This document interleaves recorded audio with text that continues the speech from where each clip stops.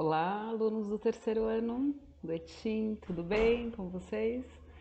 Eu estou gravando esse vídeo, é um vídeo curto, para falar um pouquinho dessa primeira geração modernista. Gente, modernismo, que delícia estudar modernismo.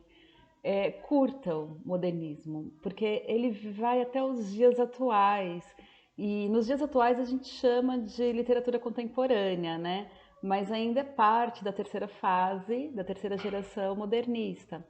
Então a gente vai ver hoje um pouco da primeira fase, da primeira geração modernista, tá? Vamos ver as características que nós já vimos na Semana de Arte Moderna, né? Na semana passada, nós vimos e vocês vão ver que as características são muito parecidas, tá?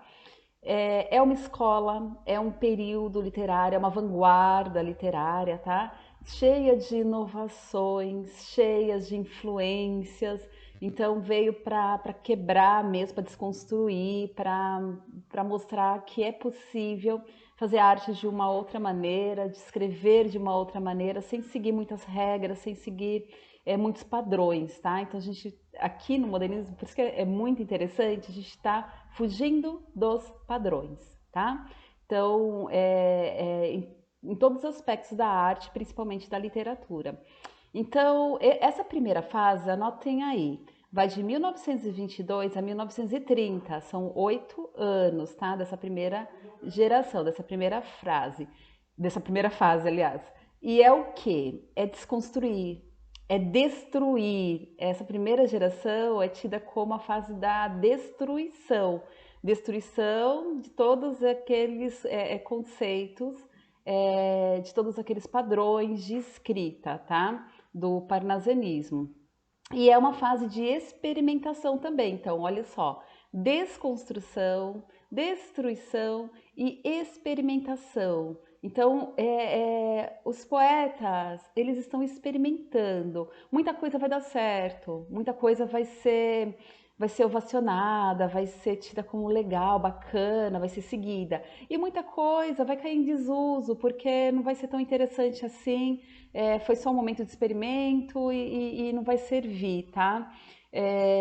Aí nós temos o contexto. O que acontece no Brasil nessa época, nesse período de 1922 a 1930? Uma crise econômica, a fundação do Partido Comunista no Brasil, anotem aí.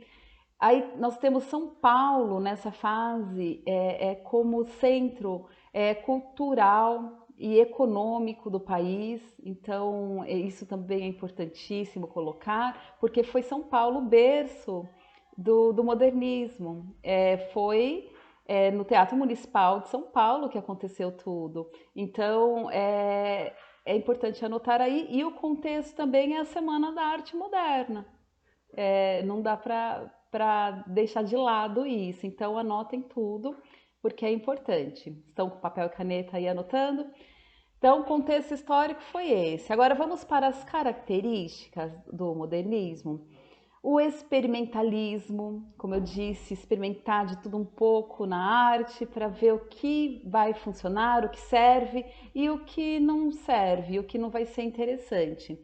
Aí nós temos, com o Mário de Andrade, nós temos a pesquisa estética. Então ele é um pesquisador, ele vai a fundo, ele analisa a fundo tudo que é produzido. Então Mário de Andrade ele tem um papel importantíssimo intelectual dentro do modernismo, tá? Principalmente dentro dessa primeira geração. Nós temos o anti-academicismo.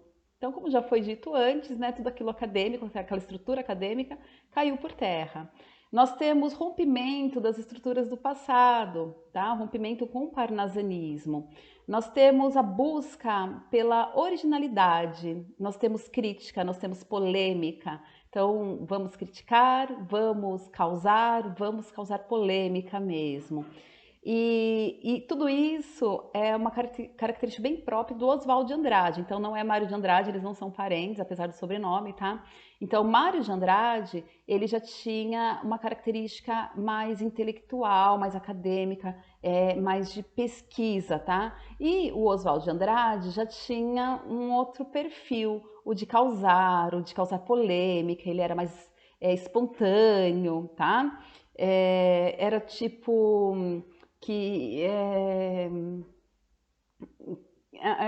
em um determinado momento, por exemplo, em que as pessoas deveriam se vestir com roupas sociais, ele aparecia de chinelão e bermuda, sabe? Para causar não só na escrita, mas aquele impacto presencial, tá? Também físico. Ele também causava. Então, sabe, uma roupa de bolinhas, num lugar em que não era considerado pela burguesia adequado. Então, a burguesia pirou, gente. A burguesia pirou com os modernistas, tá? Aí nós temos a busca por uma língua legítima, uma língua brasileira, não a língua portuguesa, mas sim a língua portuguesa falada no Brasil, a língua brasileira, a nossa língua. Então, busca por essa questão, até entra aqui a variação e também a questão da liberdade de uso da língua, tá? E nós temos o nacionalismo, nós vimos, né, o fanismo na aula passada, então há também essa questão crítica e ufanista.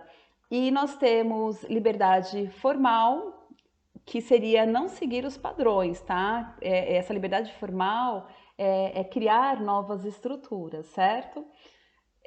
Também temos paródia e humor, como nós já vimos no exercício da aula passada que vocês fizeram. Nós temos o cotidiano. O que é o cotidiano?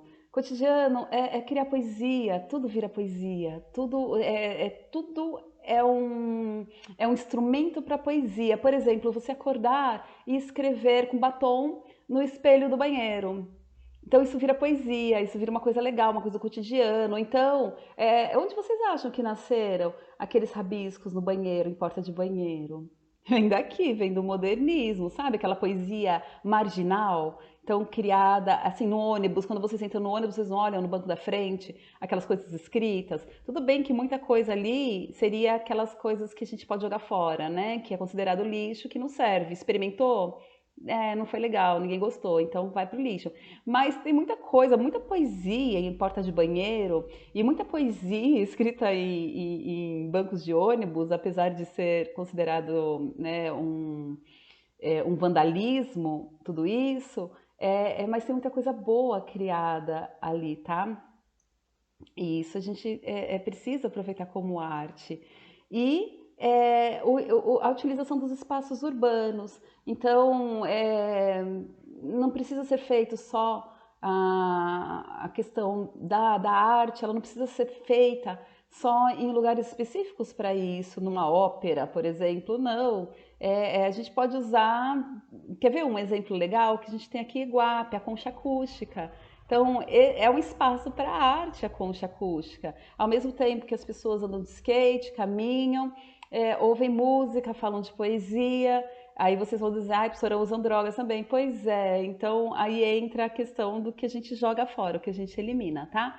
E entra a parte bonita, a parte poética, a parte que realmente vale a pena nos apegarmos para a vida inteira, não é só em relação ao estudo, não, tá? Aqui em sala de aula, mas para a vida inteira. Isso é muito lindo, isso é muito legal, isso é muito bacana. Então, existe uma frase que diz, né? Falta de cultura para romper as estruturas. Então, isso é cultura. Então, para que você rompa estruturas, é preciso que você tenha cultura. E tudo isso é cultura, tá?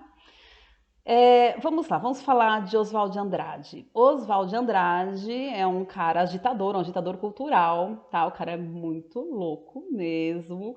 Eu sou apaixonada por ele, eu me identifico muito com ele.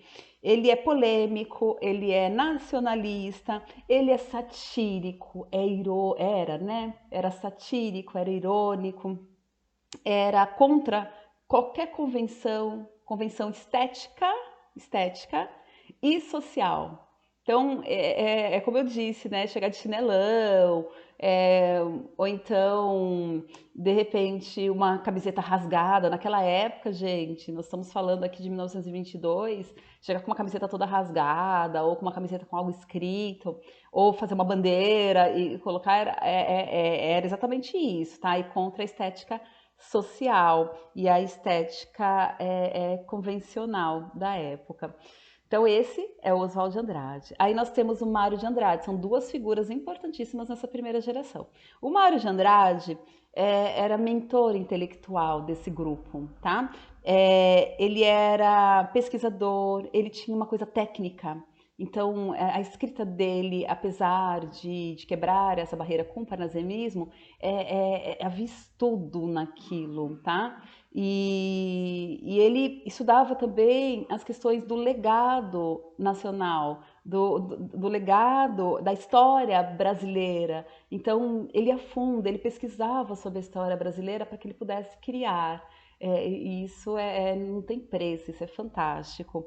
Então, ele valorizou muito São Paulo nos seus textos. Ele é o criador da Pauliceia literária, da Pauliceia.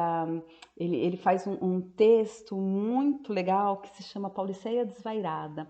Vale a pena ler a introdução da Pauliceia Desvairada. Então, Pauliceia, né, relacionada a São Paulo, e desvairada, que é não conveniente, então não segue uma corrente, tá? E ele tem muito essa questão do impulso inconsciente também. Como assim, professora? Vocês vão ver na introdução da Pauliceia Desvairada, ele começa a escrever dizendo: eu tô aqui vomitando um monte de coisa porque é o que eu penso. Depois que eu vomitar tudo isso, né, que acabar, que eu esgotar, que eu esvaziar, aí sim eu vou pensar no que eu escrevi, vou desenvolver o meu estudo em cima do que eu escrevi. Então, primeiro eu penso e o que eu penso automaticamente já vai para o papel. E depois a gente vai ver o que a gente faz com isso, o que a gente tira, o que a gente põe. Não importa isso agora, importa pensar. Importa que você pense. E importa que você coloque no papel tudo que você pensa. Eu sou apaixonada, gente. Eu sou caidinha, assim mesmo, morro de amores pelos dois, pelo modernismo. Eu sou uma pessoa apaixonada, né? Ai de mim que sou romântica, né? Então, eu quero que vocês resolvam os exercícios que eu vou passar para vocês sobre essas questões, sobre essa frente literária, essa vanguarda literária que é o modernismo.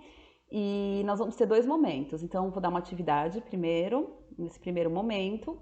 Aí eu dou aí uns 50 minutinhos para vocês fazerem a atividade e eu volto com mais dois exercícios. Chamo vocês numa chamada de vídeo para explicar esses últimos dois exercícios que vocês vão fazer.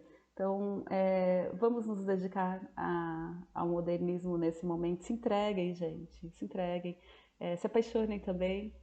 Por que não, né? Nós estamos aí, isolamento social, gente. Vamos se apaixonar por alguma coisa, nem que seja pelo modernismo, tá bom? Ó, um beijo a vocês e daqui a pouco a gente se vê.